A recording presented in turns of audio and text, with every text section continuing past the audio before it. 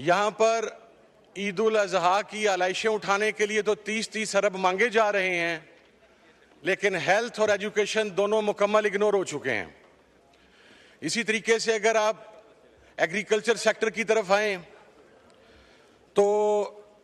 बातें तो बहुत हैं सर, लेकिन कहने की बात यह है कि जिम्मेदार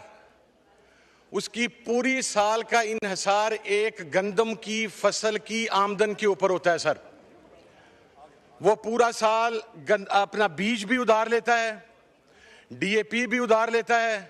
अपने घर के मामलात भी उधार चलाता है, और उसके बाद जब गंदम की उसको जायज़ कमाई आती है तो उसमें से वो अपने पूरे साल के उधार पूरे करता है। लेकिन यहाँ पर तो जिम्मेदार की फसल 1800-1900 रुपए के अंदर गलती रही तो वो अब क्या करेगा। हमारे तो जो गोल्स हैं, आप यूनाइटेड नेशन के मिलेनियम गोल्स पढ़ें, 1999-2000 के अंदर यह बात कही गई थी कि पाकिस्तान वर्स्ट इफेक्टिव में होगा क्लाइमेट चेंज के अंदर, लेकिन सिवाय इमरान खान के क्लाइमेट चेंज के लिए किसी ने क्या किया।